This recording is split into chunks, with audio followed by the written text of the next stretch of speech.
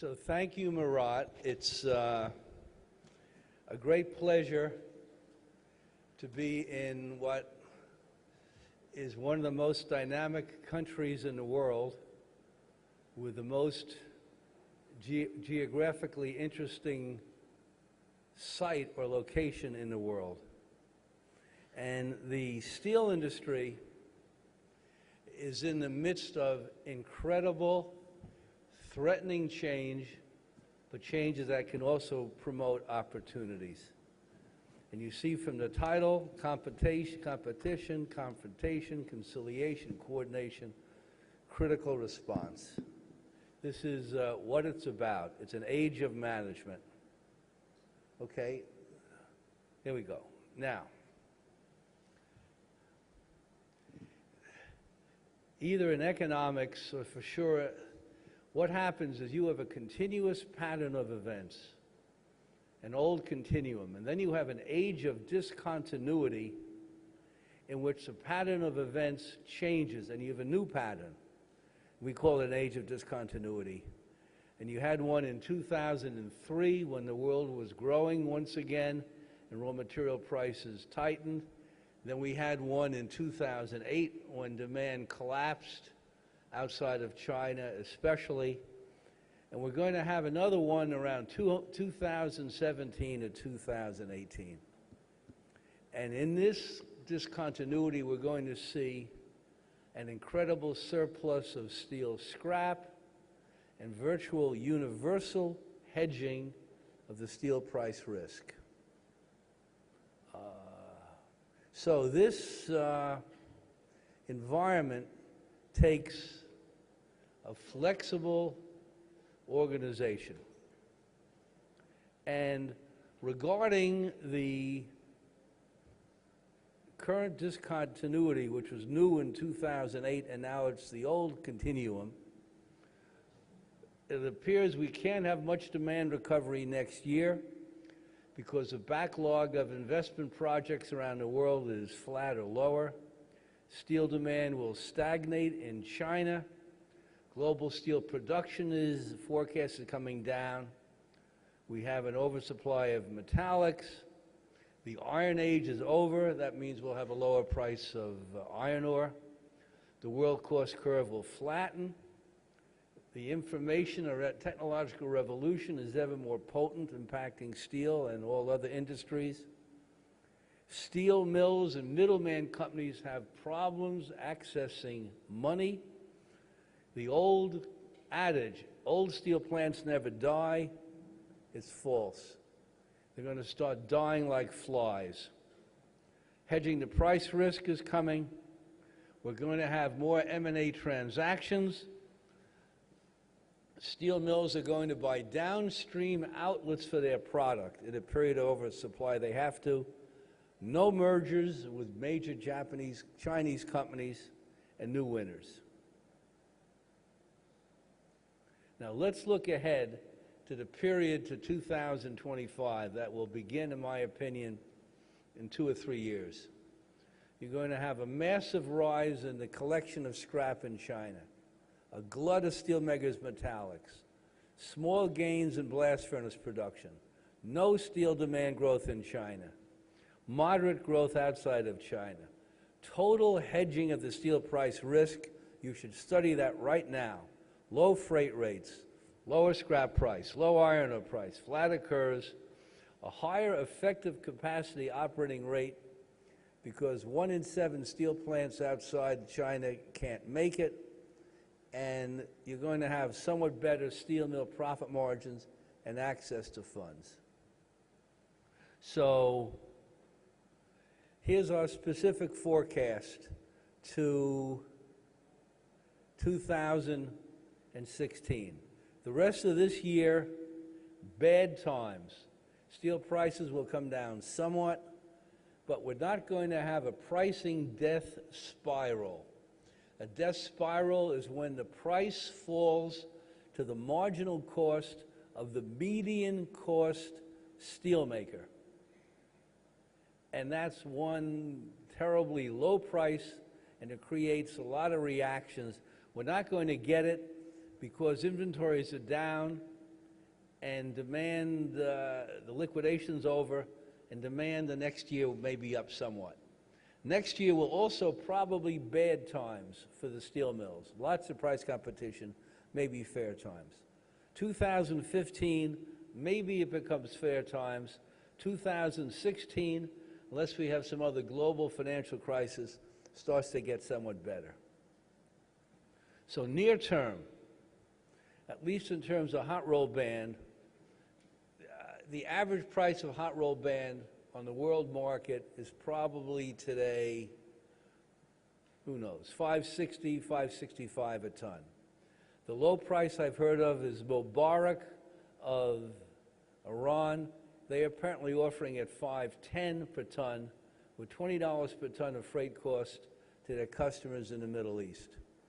So I'm thinking the price could drop about 40 per ton because we have weak demand. For example, Russia has entered a recession. The liquidations are over, so you're not going to have a complete collapse of orders. The strong dollar, very important, drives down steelmaking costs. The Capesize freight rate, iron ore delivered to China, is up $10. That'll probably fall. Iron ore, which is the most important, it's the king of the products impacting other products, I think it can fall $20 a ton. That will impact lots of prices. Scrap down, excess supply in China, but as I said, no pricing death spiral. Now, let's go ahead to let's make assumptions to 2016. It's really to 2018. What do we know? This is macro. The invisible hand is moving at warp speed. The invisible hand is price allocates resource. An adjustment that took 20 years, maybe in the mid-70s when there was massive inflation and it had to be purged, might today take only 3 or 4 years. Who knows? Inflation is low. The dollar will be strong. The BRICS are a brick. They're not growing. The Chinese economy is slowing. Gold prices, in my opinion, will drop. Oil prices will drop, which is a danger for Russia, and it could stop whatever growth we're having in the Middle East. And the information revolution, which benefited China as they, with their low wages, replaced Japanese manufacturing, and Japan went into a funk for 20 years. The information revolution is now benefiting a manufacturing plant in the United States as much or more than one in China. And the U.S. is the best place in the world to build a new manufacturing plant in general. The man hours per ton are so low at a new plant with new technology that you don't really need low wages to be competitive. And there's a concept I believe in called capital fundamentalism. What that means is the prospect for an economy is a function of the capital stock in place and the rate at which it is growing. And as it grows, that determines the growth of the economy over time, and that determines the growth of steel demand. You can have aberrations. India in the last decade had incredible growth because of an increase in services as a share of GDP, because with the information revolution, they did all this offshore sourcing of things. Now, how about some micro assumptions? We can't have much good demand growth until 2015 because the initiations of new projects have to start to rise. Steel is a latent cycle, capital-intensive, high fixed cost industry. It takes a year for the economy to start to ramp up to help demand. We're going to have stagnating demand in China. Global production's down. So a number of the things, we're going to have more hedging of the price risk. We're going to have more M&A transactions. Steel mills are going to be buying middleman companies, downstream outlets. Now, let's take a look at some other things. We have at World Steel Dynamics a world cost curve for wire rod plants, which obviously includes billet. Here's how it looked in January this year and in August. Here's your cost of billet. You can see it's down about $30 or $40 since January. Here's your wire rod figure. Here you can see that figure is also down $40 or so since January. Here's hot roll band. And the average cost to produce hot roll band is probably $545. The marginal cost would probably be $65 a ton lower. So the world export price today is far above the marginal cost of the median cost producer. And here it is ex-China. You can see there's an average cost on there somewhere around $550. And here's China. You can see there the average cost is probably $525. And there's a huge variation in production costs in China. Now, what this graph shows is we've had incredibly unbalanced steel demand growth. From 2008 to the present time, China's grown 9% per year, advanced countries down 1%, the developing world ex-China up 2%. We're saying don't estimate the power of the fixed asset investment flywheel. Here's how the fixed asset investment ties to global steel consumption. Here's a figure for the advanced countries, the developing world, for China. Now, turning to China, and I'll have more comments on this. Here we're looking at Chinese steel demand in 2012. 61% of steel demand in China in 2012 were 357 million tons. Of the 587 was construction. You can see auto is 7% and appliances 2%.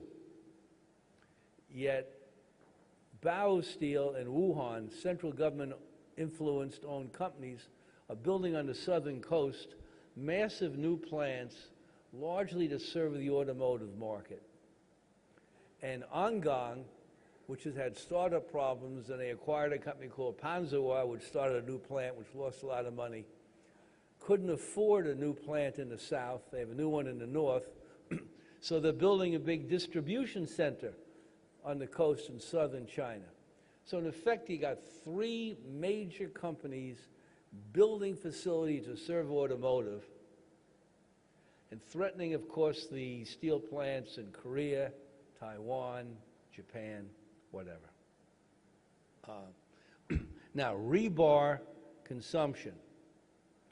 Rebar consumption in China this year, or production, will be about 185 million tons. The figure in the U.S. is about 6 million tons. So the intensity of fixed asset investment in China is unbelievable. I'll come to this, but housing construction's at a peak in China. And also, as Mr. Wu was mentioning earlier, the government's about to force the companies to make a higher grade rebar that could have 20 or 30% more utility per ton than the rebar they're making.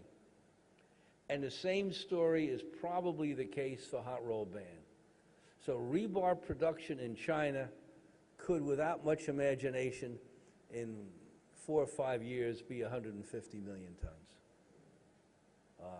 Here it's hard for you to see, but we're forecasting out to 2020, and what this is indicating is that fixed asset investment, which is roughly 50% of GDP in China, that's an adjusted number, is going to drop to maybe 43%.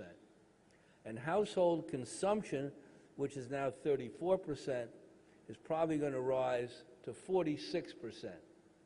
Now, If you look at steel consumption per trillion of GDP in the household spending sector, that has 1/7 of the intensity, steel intensity, of fixed asset investment.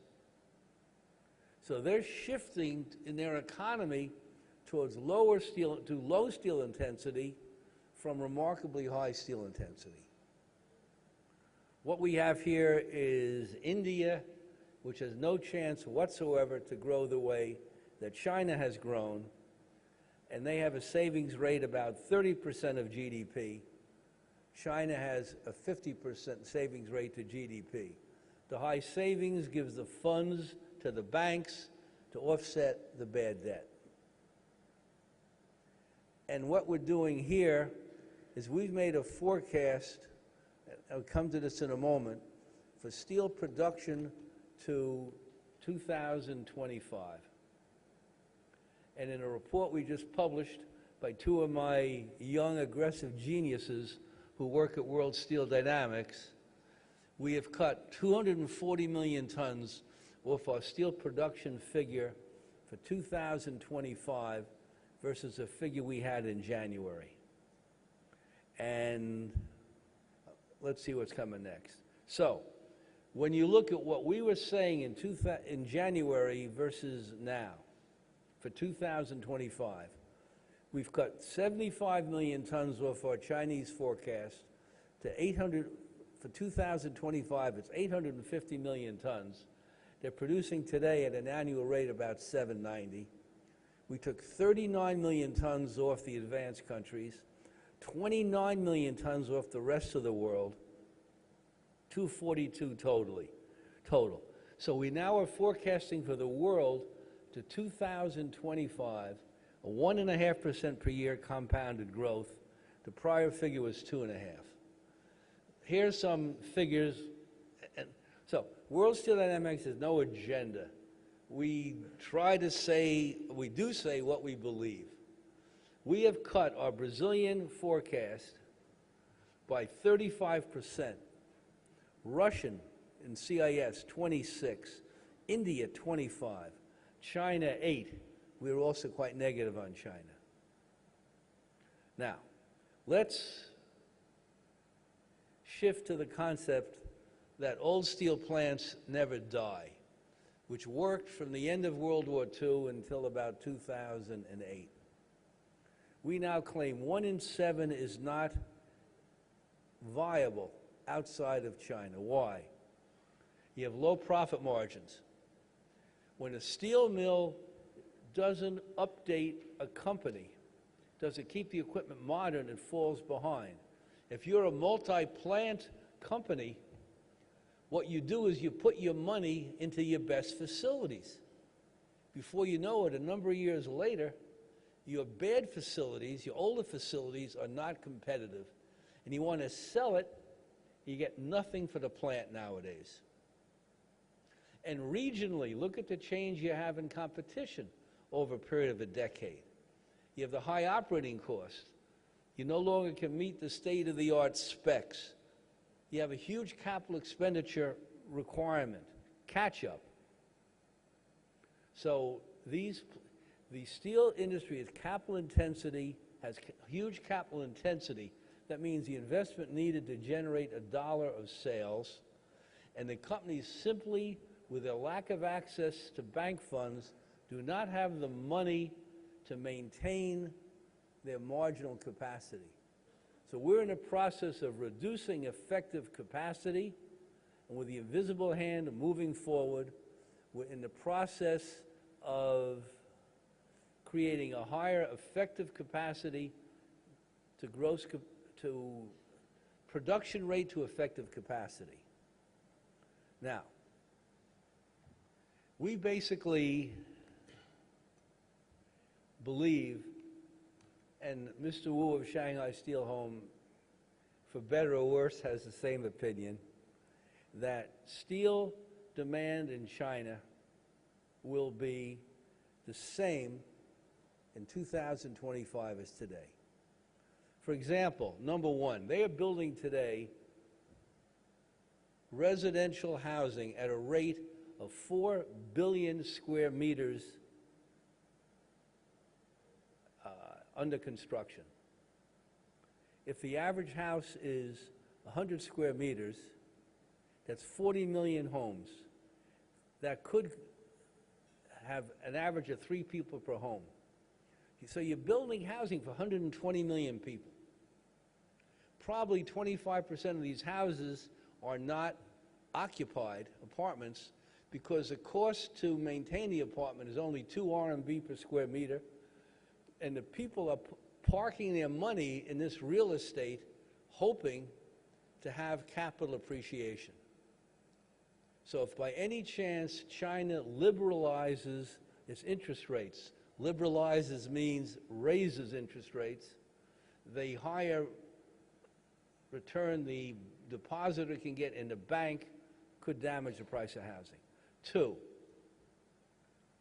when I mentioned this capital fundamentalism theory before,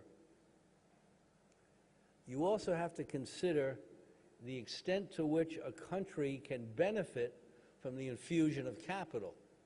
After World War II, Japan and Europe, Germany, had an infusion of capital, and look at the astonishing return they had on that capital as they started to grow. Their proclivity, their ability to benefit from the capital infusion was incredibly high. So now China's putting all this money into the West, the remote part of the country. So we believe there's no way they're going to get the return on investment on these infrastructure projects that they will in the East. Now, there's been a huge rise in shadow banking loans.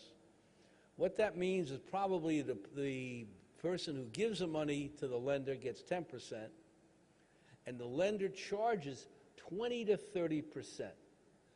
So if you're being charged 20 to 30%, how much of that money you're going to put in housing where you're parking your money for long-term appreciation? The answer is 0. So the massive rise we've had in shadow banking loans may be an indication that corporations in China are getting more stretched on enterprises, which is a dangerous sign. Then, in 2008, the municipalities had the right to borrow hugely from the government, which they did, and steel demand in 2008 to 10 went up something like 100 million tons. Supposedly, these were 3 to 5 year loans, so now they need to refinance those loans. Then what I mentioned earlier, the shift to household spending, that's less steel intensive. Okay, if you read what the central government seems to be saying, they are saying they want to move 200 million people out of the rural to the urban area. They want to build a home for these people. So in the last 11 years, through 2011, I think it was 2011, how many jobs do you think were created in China? The data we have, and the man working for me is a Dr. Liu Jinghai, who's a professor of CISA. According to his data from the government statistics, China only had 44 million new jobs over 11 years. That's 4 million jobs a year. Huge fixed asset investment gives you huge gains in labor productivity. So where is China ever going to get the job growth to move and employ these people? And that's number 6.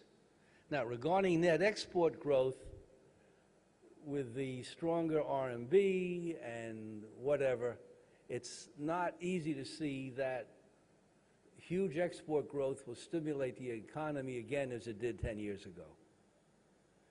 Then we have the rebar and hot roll band may be used far more efficiently. Then we have the concept that the information revolution is benefiting lots of other countries. Then we have the peak steel intensity. Then you have the air and water pollution and water shortage constraints. And then you have the Chinese steel industry spending last year 80 billion, this year 75 plus. So that capital spending number could certainly drop down to 50 billion, and the iron ore industry is spending 30 billion. So what we're showing here is on the left is that the BOF globally has been the source of the rise in production. As you probably know, only 10% of output in China is the EAF, and therefore the massive rise in the iron ore demand. And here you see, we're claiming, well, calculating from 2003 through 11, iron ore demand went up 703 million tons. From 2012 to 20, up 300 million tons. And here you have the sources of iron ore into China. It's always a great mystery in China how much concentrate they're producing, because only the gross iron ore mining is reported. So when China, after the fact, upgrades its steel production, that's to some degree explains that perhaps more concentrate was produced than people might have thought. And this shows how the price of ore moved with the iron ore demand in China. And here, from a UN report, UNCTAD report, it shows there's a lot of capacity additions still in iron ore. Now, in domestic iron ore, the Chinese, we calculate, we've completed a major study, that the median cost mine has an operating cost about just under $80. So today, if the price delivered to China for 62% Fe ore is 130, typically the home price can be $20 above the price delivered. So this price is far, far away from causing a production cutback in Chinese iron ore for price reasons. Of course, all these local iron ore mines serve steel plants, so when the steel plant production is reduced, so will be the production. And here we have, for the world, globally, a cost curve, I think that's just under $50 a ton. So the steep cost curve will permit the lower cost producers of iron ore and coking coal to, if the low cost, to still make reasonable profits when the price is lower. And here we're plotting the costs to produce pig iron, and you can see that in India and the CIS, these are two of the lower cost regions. And here we have a plot of the trade-weighted value of the dollar. So for what it's worth, at least the graph seems to be saying that the dollar ought to be strong. If the dollar is strong, probably gold goes down, oil goes down, probably interest rates go up in the U.S., probably we still have a good stock market. So we have a steelmakers metallic system where we have 44 countries online, monthly interactive, with all the intricacies of the metallics usage and trade for the world.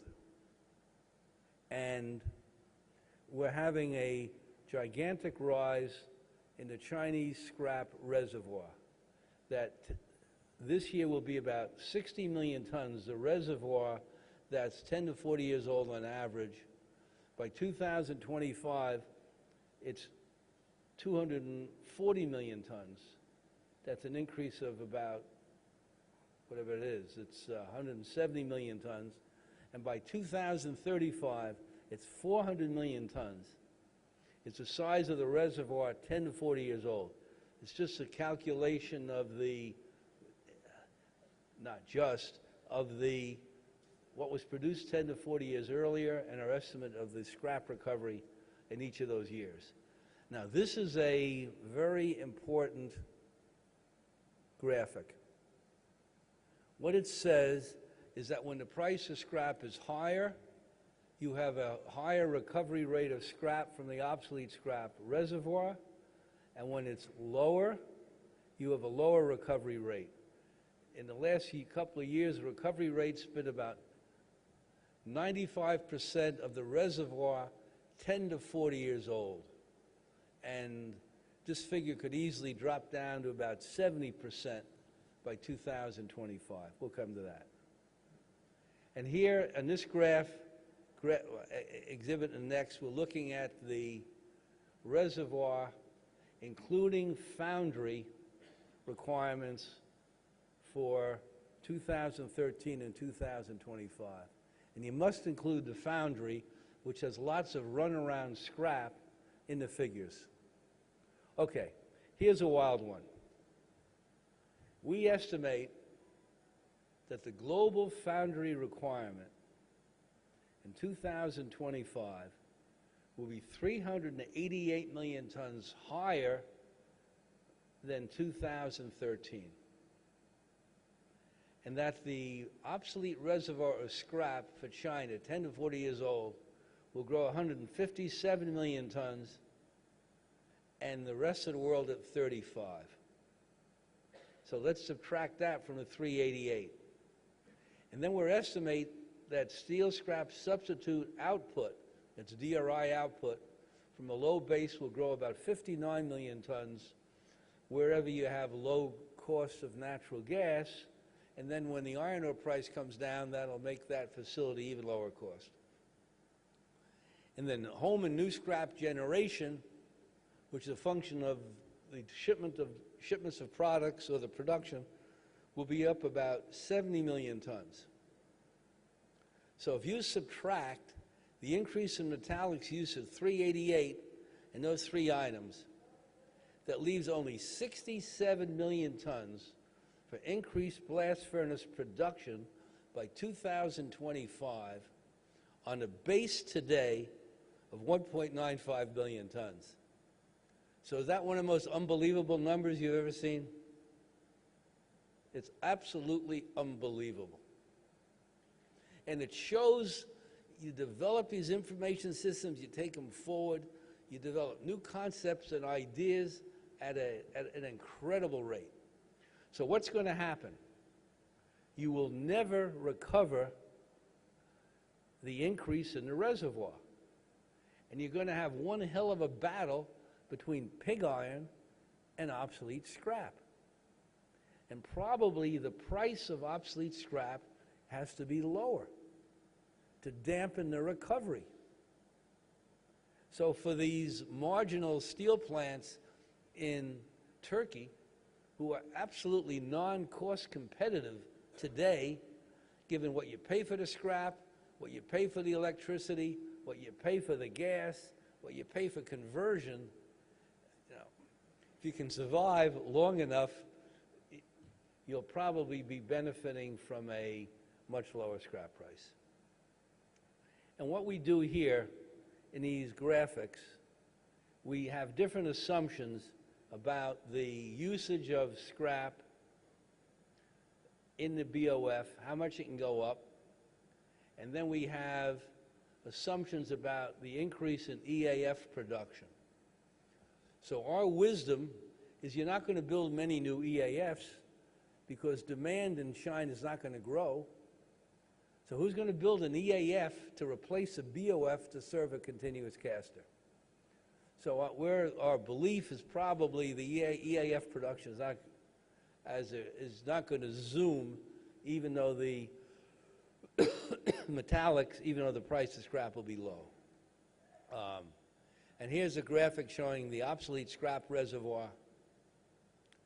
So shifting to world steel dynamics, we are trying to adapt to this critical, difficult world. We have our information, we have our regular reports, we have this new incredible microeconomic system, we do consulting, and with NASDAQ, it's our dream that my World Steel Exchange marketing group gets a major share of the NASDAQ revenues and steel products that we're going to help to create liquid futures markets in steel products. So what is World Steel Dynamics? We are a World War II wolf pack. We have commanders who work together, and we're out to kill it, to go through the minefield, fire the torpedo, and destroy the energy. So my wonderful wife, Diana, I say, we're out to kill and win. She says, no, you should kiss and win. So I've signed a peace treaty with Diana. I kiss at home and I kill at work. So we have the integrity, we're customer driven. You know, the growth of World Steel Dynamics is just beginning. So we're having a new world here. It's going to be very tough for a couple of years. Then you're going to make the transition to the excess metallics, to the hedging the price risk. China's not going to grow. It's a very demanding, threatening world. It's truly the age of management. So thank you very much. It's been an honor being here. Want to turn it off now? Sorry? You can turn it off. Okay, let's turn it on. Thank you very much, Peter. It was, as always, an interesting presentation and gave us a different way of thinking. Thank you. Some good news as well. Huh? So any questions from the floor for Peter? Sanjeev, can we have the microphone? Is there a microphone? Over there. Oh, sorry. I couldn't see you. Excuse me. Yeah, please go ahead. Thank you for the wonderful presentation. Doctor, I have only one question to ask. You said that online trading and futures trading would be the order of the day from 2016. Now we have a scenario where all the steel mills will be under pressure for realization, and any online movement of a steel mill would mean commoditization of the product. And all steel mills will try to make value-added products to increase their margins. So will there not be a conflict? Will the producers not be reluctant to move online because that is commoditizing their product? So there will be a tendency for steel producers to resist it. The problem is I have a little echo up here, and I just couldn't fathom the question. Do you understand it, Murat? Well, you want to repeat that, or shall I? He's going to repeat it. No, my point was you said that post-2016, there will be more online trading, more future trading. Yeah, there will be, right. But given that there will be a lot of competition and steel mills will be struggling to make profits, going to an online site is inherently commoditizing their product. So will there not be a resistance from the steel mill? Okay. If 4 years ago you spoke to people in the steel industry, the raw materials, the middleman industry, there was great doubt that they thought steel futures was a joke. Now there's a perception that is definitely going to happen and that one has to pay attention to it.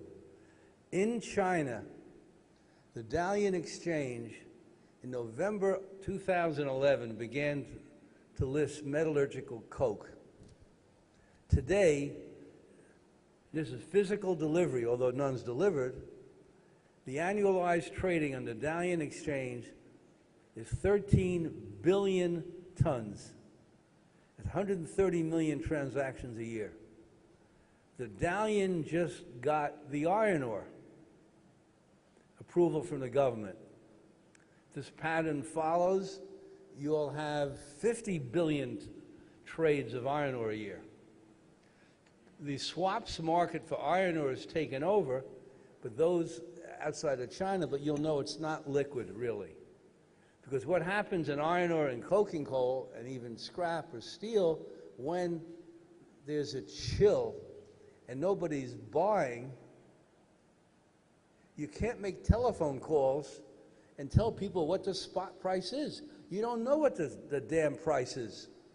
What you need is major trading on an exchange where the price is settling. It's called robust. So you need indices that are robust, that can't be manipulated.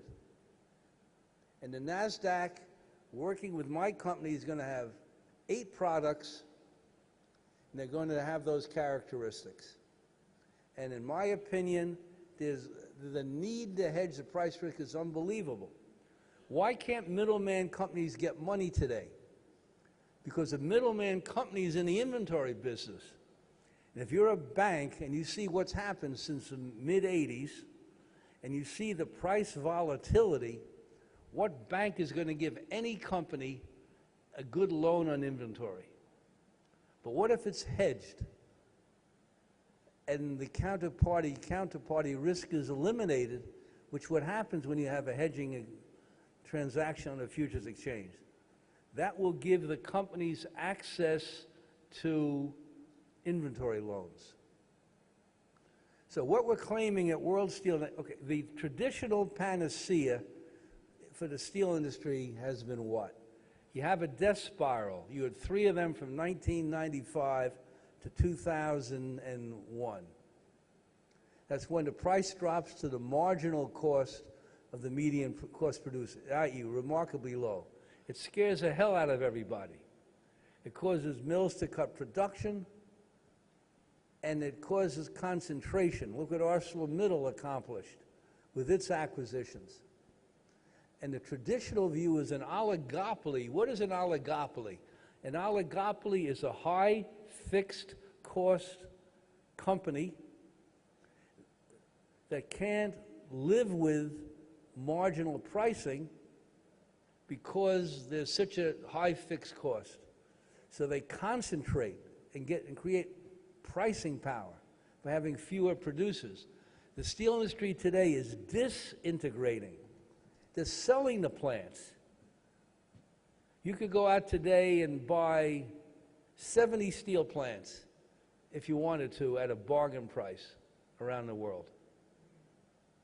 So, and what has also happened, and this is showing the potential for steel futures, there's a lot of indexing. When a price is reported once a month, the buyer gets that price plus or minus a discount, adjusting for the quality and the pricing power of the buyer. So the steel mills here are stuck on this index, and the buyers, on this index approach. But there's no price protection. If you're a rebar producer and you want to make a 1-year contract, if you may be indexed in the next month, but you don't know where the price is going. But that will set the stage, and I believe once there is a liquid futures market, that the steel mills will work with their customers to hedge the price risk, to give the customer a steady price, to deliver to the customer an array of products on a monthly basis that'll help a domestic producer against a foreign competition. And I think, and not many agree with me, that will be the panacea. So the futures curves are going to happen. You have futures traded in a number of places. The question is how fast they're going to be adopted. The NASDAQ, within a number of months, is going to be listing its first product. NASDAQ is an incredibly capable global exchange. And so my advice to all of you, at least get down the path and learn about it as much as you can. Thank you, Peter. I agree that futures is going to happen, and the question is when. Thank you. Any other questions from the floor? Oh.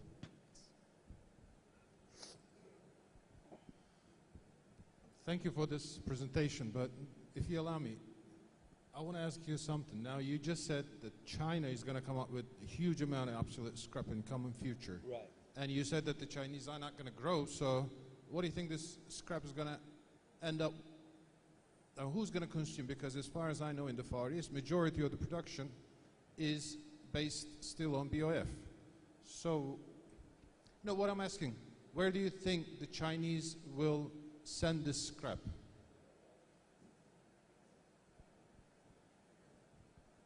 Because as you know, the Japanese are exporting, Australians are exporting. When you look at steel products, you have two kinds of products.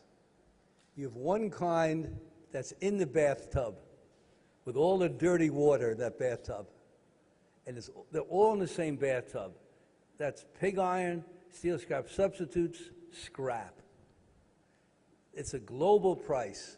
The price in China or Turkey, it's all freight adjusted. So that's part of the perception. Now, hot roll band has a world price. The China price today is about $498 ex-works. The U.S. price is $720. So hot roll band and steel products tend to be these boats bobbing up and down in the dirty bathtub. So scrap is a global commodity. So the question becomes, China today has a 40% export duty on scrap. And on metallurgical coke, they had a 40% duty, and the World Trade Organization said to China, that's not legal. So China is going to be, at the right price of scrap, generating a lot of it. I mean, I am assuming that China is going to be a sizable net. In fact, one thing I didn't talk about, you're having incredible differences of trade flows for raw materials in the next 6 or 7 years, and for steel products. The U.S. will be a far smaller, because demand's going to grow, exporter of scrap. The demand in the U.S. could rise 20%. Japan will be probably less of an exporter. China will be more of an exporter. So, granted that it's a global bathtub, the price of scrap will be lower, and China will be exporting. And like the destination? I have such an echo here. I can't hear you.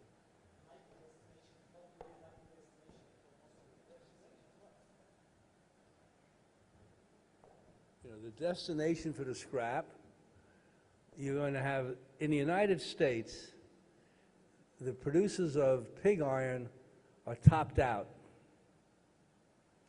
And there'll be no increase in pig iron production in the next, ever, for sure, through 2020. So as demand rises, you'll have some increase in DRI output. You're going to be exporting less. China, at some point, will be exporting more. I mean, the scrap will go where you have the EAF furnaces. Now, the war between pig iron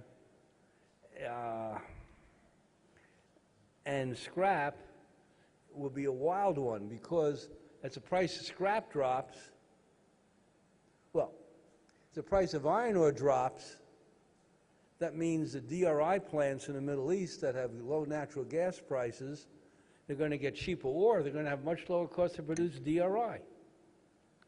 At the same time, in Turkey, you'll have access to cheaper scrap. So this particular interface between these two products, my feeling is that it's going to, that the recovery of scrap will be less than, that you're going to have somewhat more recovery of more pig iron production than that number I threw out. But we're coming into an age of lower metallics. We actually have a great similarity to the mid-'70s. In the mid-'70s, steel demand since 1947 had grown globally 6% a year. And you had all of this blast furnace stuff under construction.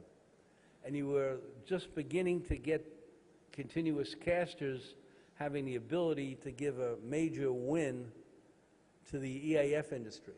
So then the global economy, because inflation was 15, 20% a year, the invisible hand stopped the global economy from growing. You had all this scrap supply coming in.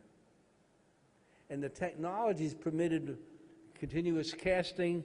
Nucor started up its first thin slab plant in 1989. So the mini mills started to wipe out the integrated mills.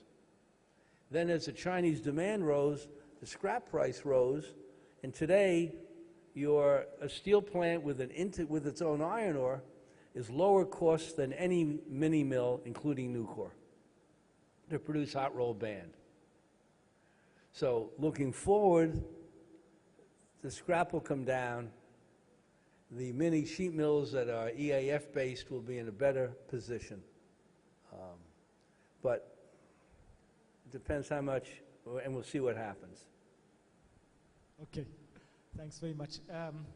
We can have one last question, if. Thank you, folks. It's been an honor. Thank you. All right. Thanks very much indeed, Peter. And thank you very much. So the buses will start leaving in 5 minutes' time from the hotel lobby for the gala dinner. Hope to see you all there. If you're not going to take the buses, the gala dinner program will start at 8 p.m. Thank you.